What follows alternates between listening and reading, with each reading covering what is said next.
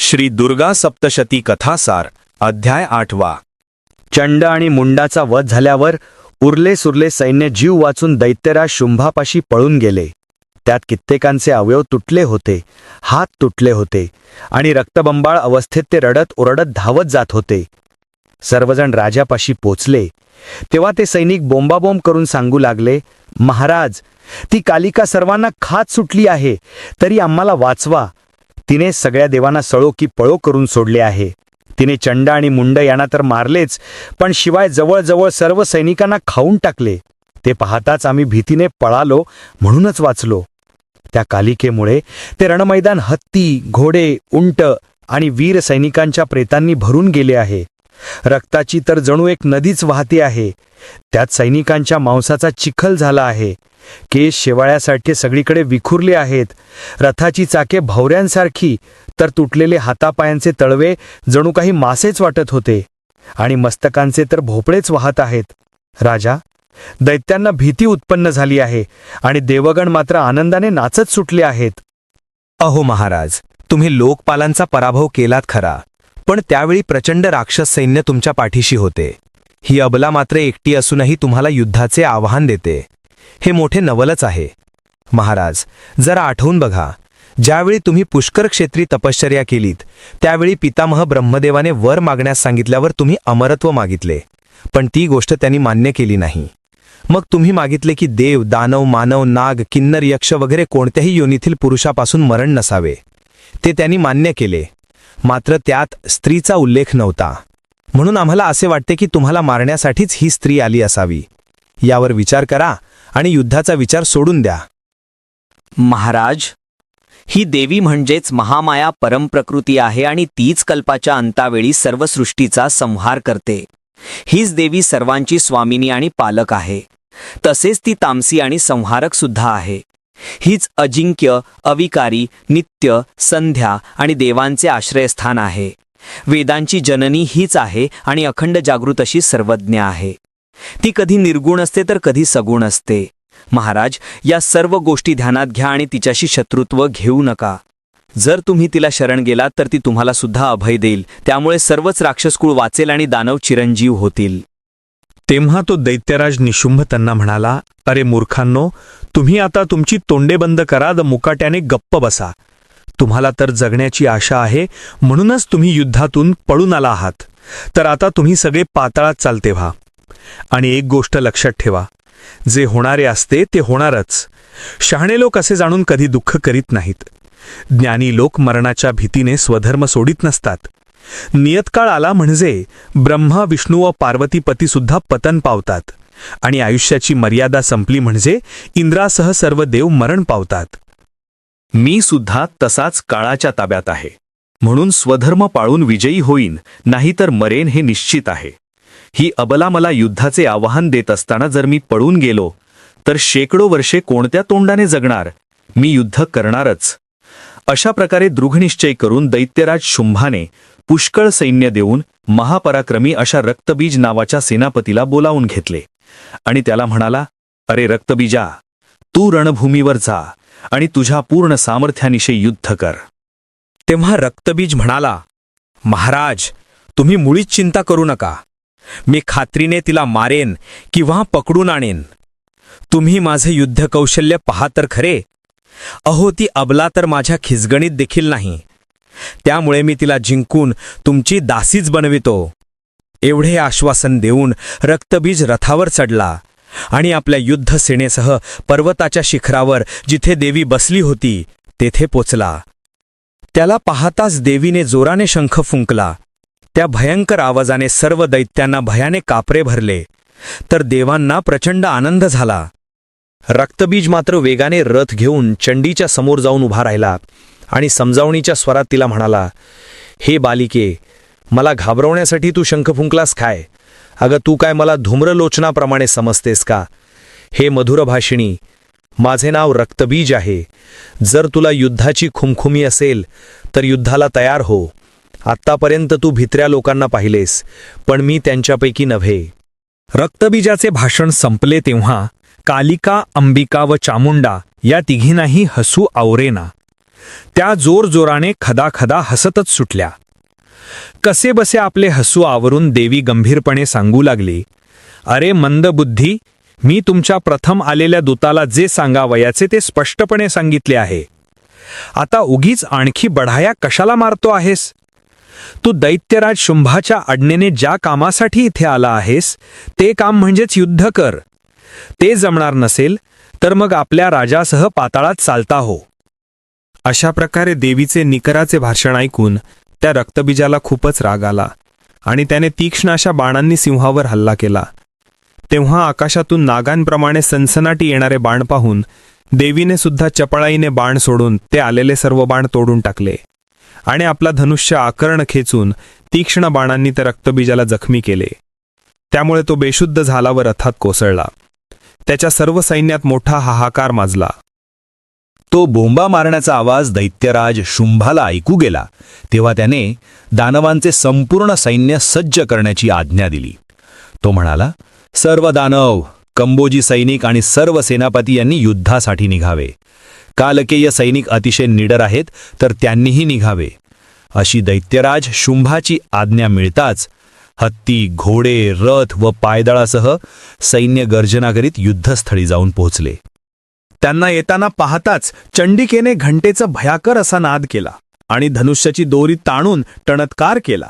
आणि त्यावेळी कालिका देवीने आपला जबडा पसरून व गर्जना करून साथ दिली. त्याचवेळी सिंहाने एवढी मोठी आरोळी ठोकली की सर्व दैत्य दचकले. नंतर सर्व दैत्यांनी मिळून एकदम देवीवर बाणांचा वर्षाव आरंभिला. असे ते हृदयात कापरे उत्पन्न करणारे युद्ध सुरू झाले.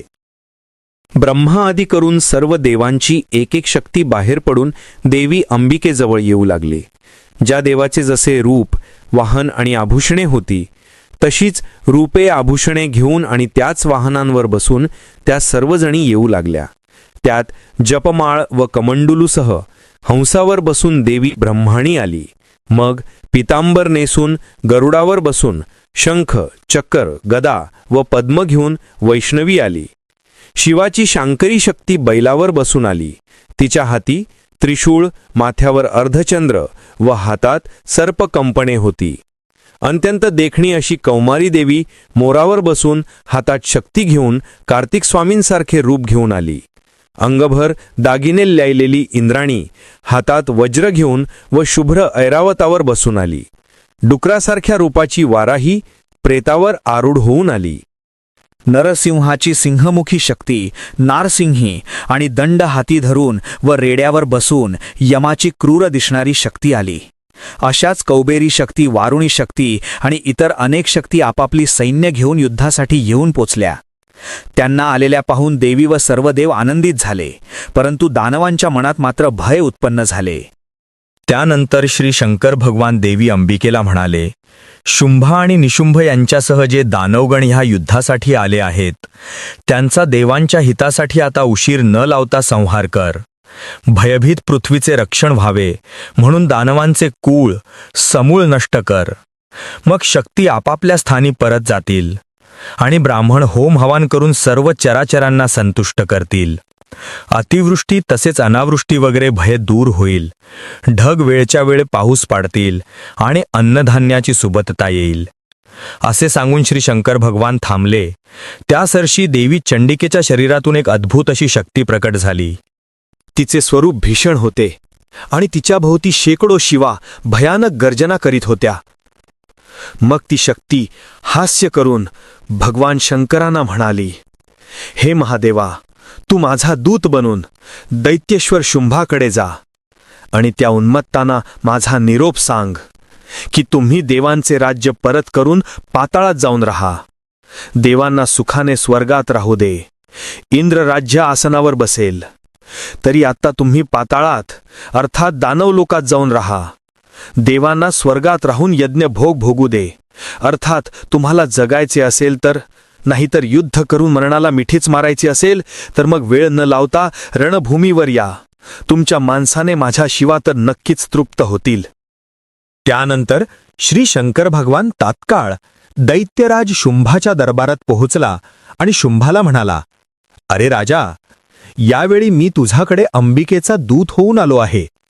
तिने निरोप दिल्याप्रमाणे 4 हिताचे शब्द मी तुम्हाला सांगणार आहे. ते असे आहेत: वीरश्रेष्ठ बळी आणि प्रल्हाद जिथे राहतात त्या पाताळात तुम्ही स्वर्ग आणि पृथ्वी सोडून जाऊन राहा, आणि मरायचेच असेल तर मग युद्धासाठी तयार व्हा. मग मी तुमचा एकदाचा विनाश करीन. हा निरोप अंबिकेने तुमच्याच भल्यासाठी दिला आहे. एवढा निरोप देऊन श्री शंकरदेव थांबले. ज्या शक्तीने शंकराला निरोप देऊन पाठविले ती पुढे शिवदूती या नावाने पृथ्वीवर प्रसिद्ध झाली. असा निरोप मिळाल्यावर दैत्यांनी चिलखते घातली आणि ते धनुष्यबाण घेऊन युद्धासाठी बाहेर पडले. रणभूमीवर येताक्षणीच त्यांनी चंडिकेवर तीक्ष्ण बाण सोडण्यास प्रारंभ केला. तेव्हा कालिका देवी गदा, शूळ व शक्ती यांचा वापर करून दैत्यांना मारून भक्षण करीत रणमैदानात फिरू लागली. ब्रह्माणी देवी कमंडलूतील मंत्रित पाणी शिंपडून दानवांना मारू लागली. माहेश्वरी बैलावर बसून त्रिशूळाने भोसकून दानवांना मारू लागली. वैष्णवी देवी गदेच्या प्रहाराने व सुदर्शन चक्राने दैत्यांचा संहार करू लागली. इंद्राणीने वज्रप्रहाराने व ऐरावताने पायाखाली तुडवून अनेक राक्षस मारले. वाराही सुळ्याने दैत्यांना भोसकून ठार करीत होती. नारसीही तीक्ष्ण नखांनी दानवांना फाडून काढीत डरकाळ्या फोडीत सर्व मैदानात धावत सुटली. शिवदूती जेवढे दैत्य पाडीत होती ते सर्व लगेच उचलून कालिका व चंडिका आपल्या तोंडात टाकून खात होत्या. वारुणी पाश आवळून दैत्यांना बेशुद्ध करून पाडू लागली. अशा प्रकारे सर्व मातृकांनी युद्धभूमीवर थैमान घातले असताना महापराक्रमी दैत्यसैनिक घाबरून पळू लागले.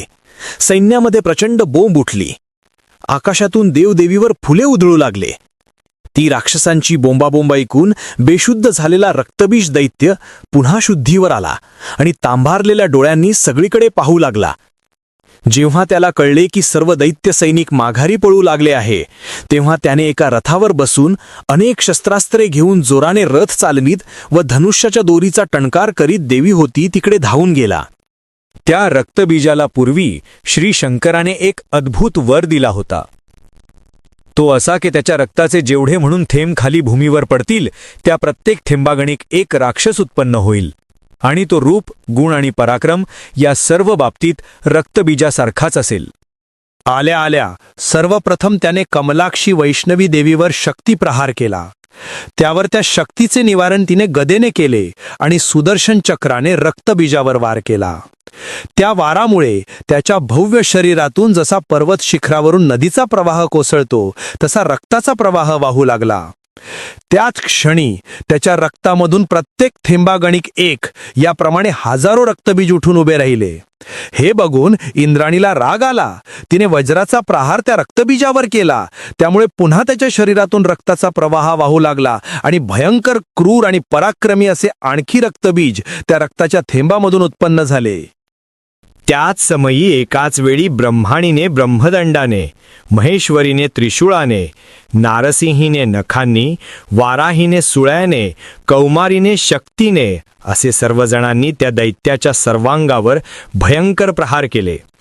त्याने सुद्धा गदा, शक्ती यांच्या साह्याने त्या सर्वजणींना जेरीस आणले. मग त्या मातृकांनी क्रोधाने त्याच्यावर बाण मारण्यास आरंभ केला. चंडिकेने रागारागाने धनुष्य उचलले आणि धारधार बाणांनी त्याच्यावर हल्ला केला.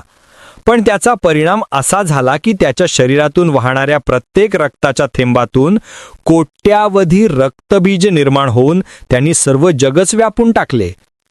ते सर्वजण देवीशी युद्ध करू लागले. असा तो विचित्र प्रकार पाहून देव मोठ्या चिंतेत पडले. भयभीत होऊन ते म्हणू लागले की हा असाच प्रकार चालू राहिला तर हे प्रत्येक वेळी नवीन उत्पन्न होणारे दैत्य कधीच नष्ट होणार नाहीत.